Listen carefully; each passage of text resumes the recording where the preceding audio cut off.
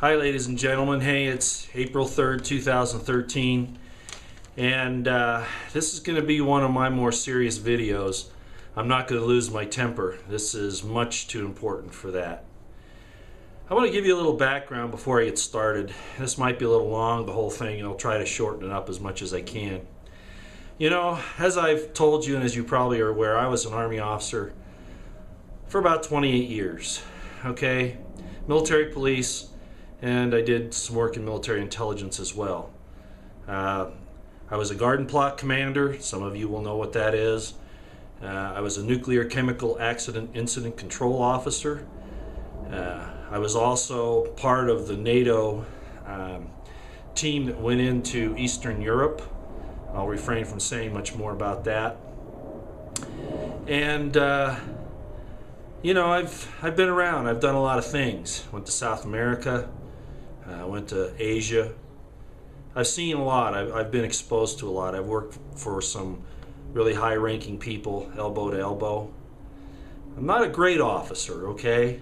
Kind of mediocre in a lot of ways, but I learned a lot. I paid attention.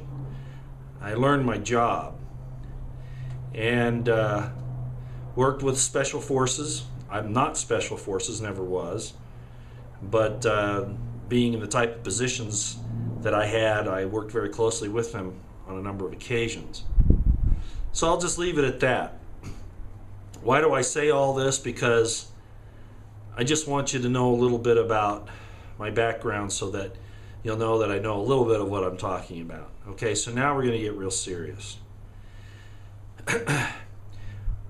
Before war starts, or as it's starting to wind up, one of the first things that happens is propaganda.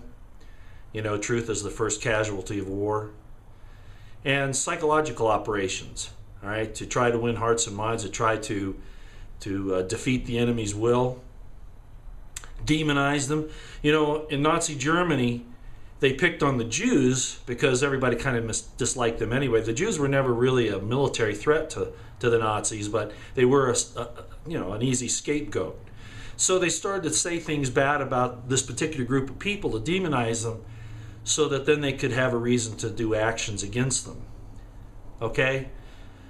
Well, look, ladies and gentlemen, I'm speaking primarily to the vets right now, okay? And to active military. Active military first, you know, you went in for whatever reason you did. Some went in for a paycheck. Some went in because you really do have a love for, you know, the Constitution and all that, which, by the way, you're not supporting, whether you believe it or not. I think you'll find out that that's not what's happening. But the point is I think your intentions were good by and large. Some of you not so. You know, the military's actively sought to get gang members in there, criminals, and if you weren't one when you went in, they make you one when you're there by doing such things as torture, secret killings, those kinds of things. And I could go into more detail, but I'll refrain from that, okay? I think you know what I'm talking about. The point is here that what I want to say is this. If you don't play hardball with the uppity-ups, the big brass, the CIA, let's say that you have a conscience and you're active military, you're already on a list saying that you're not a game player, okay? And when you return home, like all of the other vets now that are going through this, you're going to be on a list of non-cooperatives, okay? And those are the kinds of people that are now receiving those letters, those VA letters, saying that they can't have weapons, or they're being called in on wellness checks and then being found psychologically incompetent, even if they aren't, even by simple physical disabilities. Whatever. The point is that there is an active campaign that once you return to the United States, because you've seen what the military does overseas, and you'll recognize that that same thing is happening here in this country. As a vet, as a trained military professional, you are going to see things happening and wonder what you should do about it if you took your oath of office seriously. So that's why the DHS has categorized us, the vets, as the #1 domestic terrorist. Okay? That's number one. And that's come out in the mainstream news. Go check it. All right? Go check it. I've talked about it a lot here. I'm not going to go any further into that. But now what we're seeing is more of this propaganda demonization campaign that tells you who the enemy is. Okay? Founding Fathers, the TV show Founding Fathers is a good example. I got to look up this other one because I don't watch TV. The Following. And apparently there are about 5 or 6 others that are on television, not to mention the stuff that's in the news. You know, we have the Christopher Dorner thing in L.A. You know, they showed his pictures in his military uniform, not in his police uniform. Do you see what's happening here? You know, you're encouraged to join the military, go over and put your time in, sometimes 5, 6, 7 tours, and then you come back and you're considered a domestic terrorist. And they're going to do everything they can to take your rights away from you. Do you see that? And especially you people in the active duty military. I'm speaking specifically to you right now because you might carry out some of these orders against your fellow veterans, your fellow brothers in arms, and then that same thing's going to happen to you when you're in their shoes. You got to wake up to what's happening here, guys and girls. And again, you know I don't like girls in the military. I'm right up front about that. You know, for lots of reasons. And I'm not going to go there today. We can argue about that some other time. But just vets as a whole right now, I'll just tell you that I'm concerned about your welfare and mine. Okay, I know people that have gotten these letters calling them in. All right, we saw the Marine Brandon Robb, you know, last fall, who was pulled in by the police because he had a little posting on Facebook that he disagreed with the government, and they put him in a psychological evaluation. They were going to commit him, and if he had any guns, I don't know if he did, but they were going to obviously take those. Now we have another, and this gentleman is a Navy vet, and his name is Schmecker, I believe. Let's see if I can find it here. I'm sorry I didn't have this prepared. David Schmecker, yes. It's happened to him. All right, same kind of thing. Wellness check, he didn't show up, so they sent the cops out to pick him up, take him in. They took his guns. Now, I don't know the whole story in either one of these, but seeing what's going on in the media, you know, we have our estimate of the situation, guys. We're seeing these things happen, the propaganda, the demonization of the enemy. That should tell you who the enemy is in the eyes of our own government. It's us. All right? So the very start of this video, I wanted to bring that up. And I've got some other things I want to say, but I'm going to go here. And you guys who are listening, I hope will understand. I think you will. You're well trained. That's one thing they did do for us, didn't they? Okay. This is what I want to tell you. I'm not advocating taking up arms. I'm not saying that. But you need an alert system, because this is going to become more and more commonplace. They'll probably do it piecemeal here and there to test the waters, beta test, and to make it so that they select the time and place when they come and get you.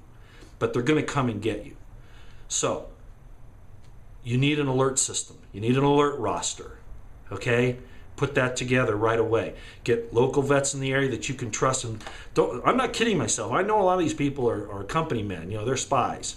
Okay? I know they're going to be that way, but you still have to try to put together this thing, okay, for our own safety.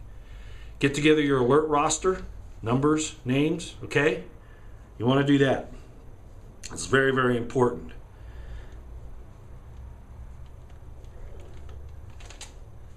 You want to do an IPB, okay? You want to put together an estimate of the situation, friendly and enemy forces. All right? Especially the enemy situation, watching what's going on in your area. And when I say the enemy, of course, I mean our own government now. It's really come down to that. Police, the military, the psychological people at the VA, you know, all this stuff. It's really getting out of hand. Yeah. Well, let me just keep on with this. Do your Mett-T. Assign tasks. Develop COAs.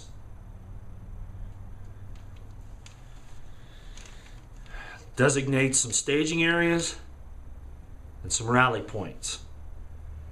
I'm not going to say any more. Those who understand, just do it, okay? Again, I'm not calling for any action. This is to protect us in case, You know, one guy gets raided, he can have an alert roster, alert everybody else, and in your local area you can decide what to do, but the least you should do is be able to get out of the way. All right? I'm sorry I have to go there, but it's really that time, ladies and gentlemen. It really, really is. You know, the indications in the propaganda psychological campaign is the Civil War, you know, the war against the American people isn't being prepared. It's already started. So, talking about those specific actions that you can take right now, you'll understand how imperative that is. For those that are out there, pass this along, please. All right. Okay. I'm going to kind of segue here into the DHS purchase of all this ammunition and the armored vehicles and all that. Okay. You know, think about it. The regular citizen doesn't have any chance of standing up against anything like that. That's obviously against us in particular. Okay? Think about it.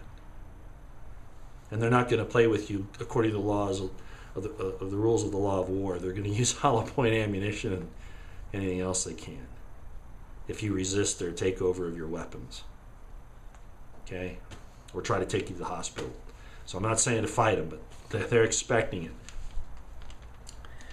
Along that same line, DHS taking all this ammunition and stockpiling it. Remember what you do to your enemy. You raid their supply lines, their logistical support, so that they can't sustain the battle. Do you see what's happening here? Monsanto Food Protection Act, what they're doing to the food supply. Ammunition's the first part of that, of course. They're interdicting our supply lines, guys. That's exactly what this is. It started already. They're getting ready to do it. Okay. Let me go back now to what I want to talk about on the entire situation that's going on. But you guys that are vets, you should know exactly where I'm coming from. This is a brothers in arms thing. We need to take care of each other, and you know that me doing this is not really in my best interests. Pass this along. I have a very, very small viewership. It doesn't matter. I'm not looking for this for me. I want you to get this information out. It's time. You know, there are oath keepers out there, and there are a lot of groups that are already doing this. There are groups of Navy SEALs and special forces that see this coming, and they've already separated themselves, and I'm sure the government knows where they are, but they have a support system. Most of the rest of us do not. So you got to put together these alert rosters and, you know, those things I was talking about. Okay.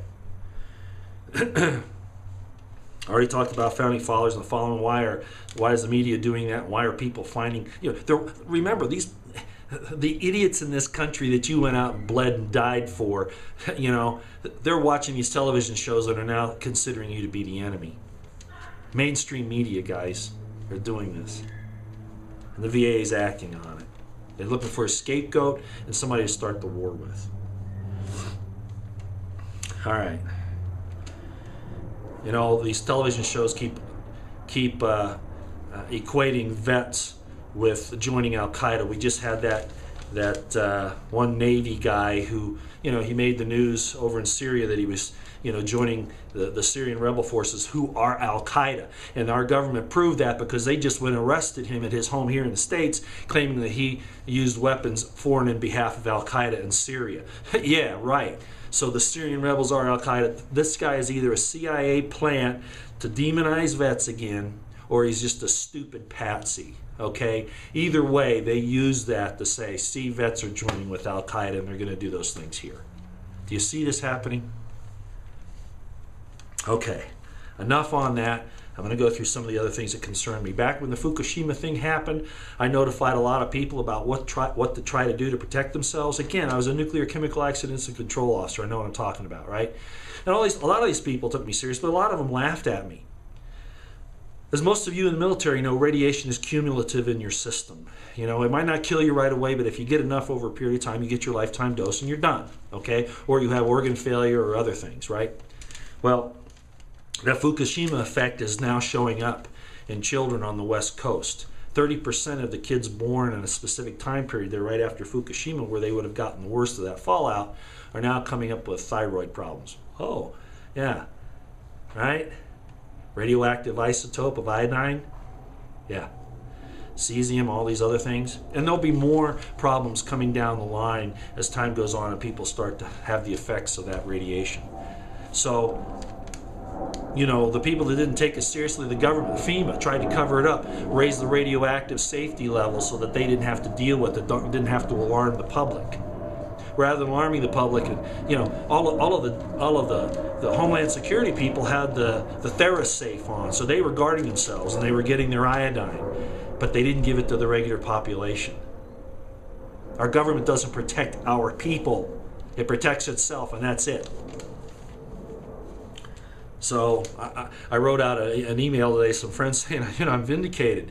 Here we are, 2 years later, and the effects are there. And I'm sure they've been here for some time, but now they're starting to admit it. Okay.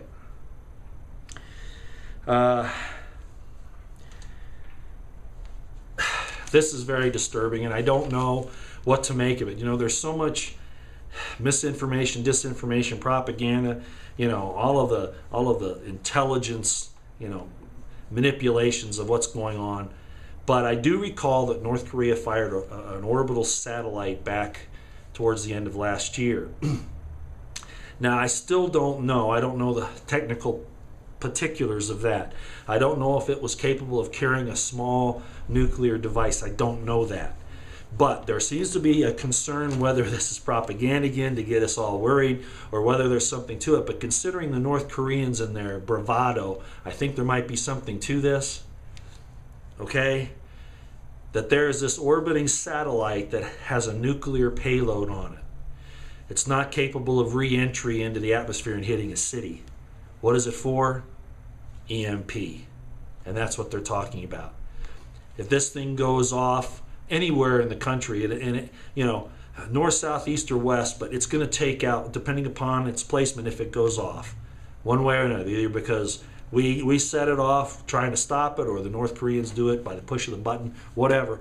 EMP is going to take out electrical power grids in a sweeping area, thousands of miles, and you know what I'm talking about. Airplanes will fall out of the sky, cars that are running will stop running. You know, your electricity in your house won't work. Your computers will be fried. You know what the story is, unless you have EMP protection. Of course, most of us don't. So this is a real threat. So there's something here that North Korea might have up their sleeve. Where they got this thing, who knows? You know, we gave them the missile technology back in the 90s. For all we know, somebody in our government could give it to them. Those 50 missing suitcase nukes, you know? Like I said, the SF forces could bring those things in. And yeah, I know we have radiation detectors, like that thing in Chicago where, you know, Homeland Security, you know, registered some radiation. They talked to this guy who apparently had some kind of a test or whatever. It was still in his system. But, you know, there are ways to circumvent that, okay? Especially if you're well funded and you know what you're doing. Okay, so just to give you an example on this, there was a Representative Roscoe Bartlett from Maryland, Republican from Maryland. This was his quote. It would bring down, talking about this EMP explosion, it would bring down the whole grid and cost between $1 to $2 trillion to repair. Full recovery could take up to 10 years. Do you see why you need food and water? Just think, if trucks can't deliver, you know, and the freezers are all off and they're thawed out, you know, you need food and water and a way to try to survive for a couple of months, at least. Okay? Serious stuff here, guys. This is serious.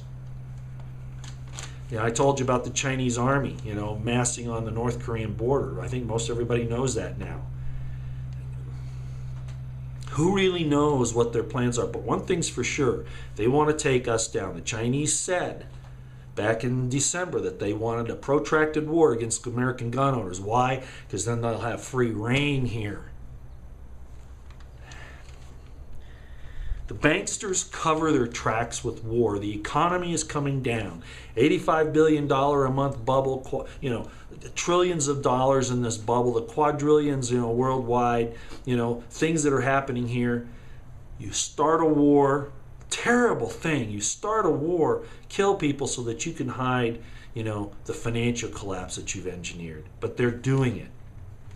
Makes you sick, doesn't it?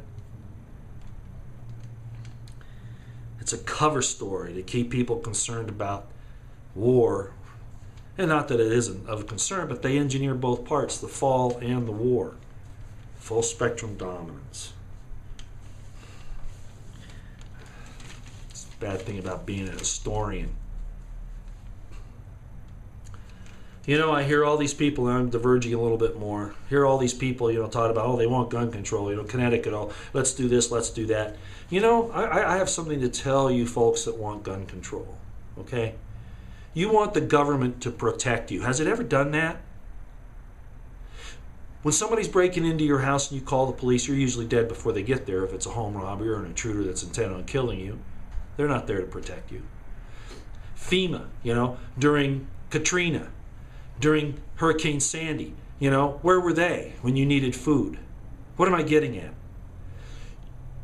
You have a responsibility to feed, clothe, secure, and defend your family and loved ones. And every time you depend on the government to do it, they will fail you and in the process remove the rights from you and your fellow Americans. I hate to be real blunt with you people in Sandy Hook and in Aurora, but you're to blame for those kids dying because you did not take the responsibility to protect and to ensure that your children were protected in the right way, and that is by force of arms. It'll never be any different.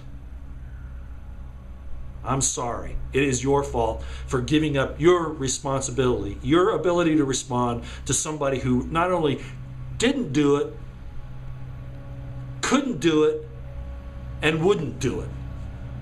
Because it's a gun-free zone at the school. So not even the teachers could protect themselves. You parents are responsible for the deaths of your children. I am sorry, but that's the way it is.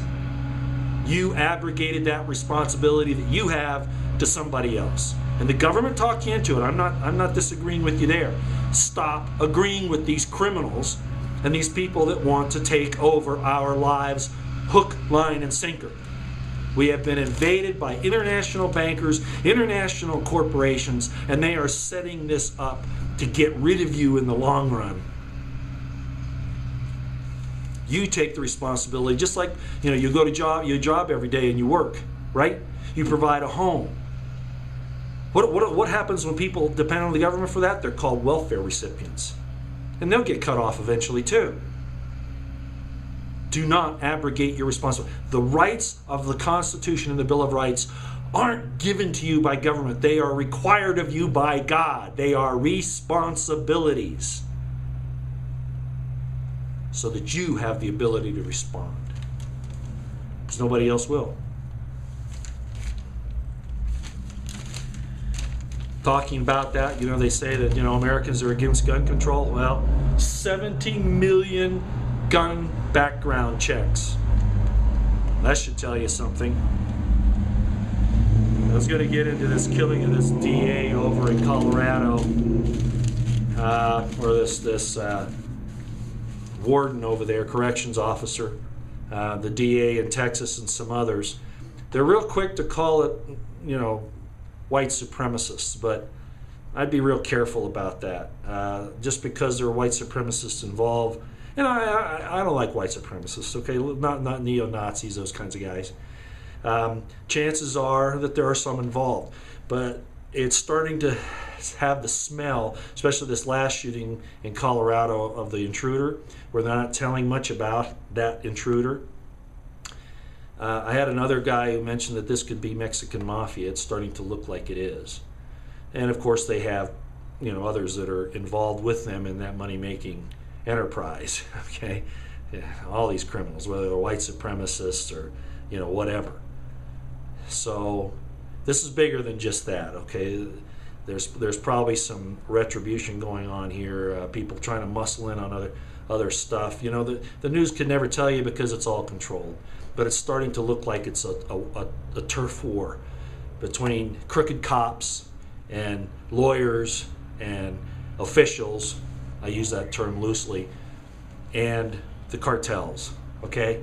The drug lords. I think that's what's going on here. All right. Mett-T, everybody.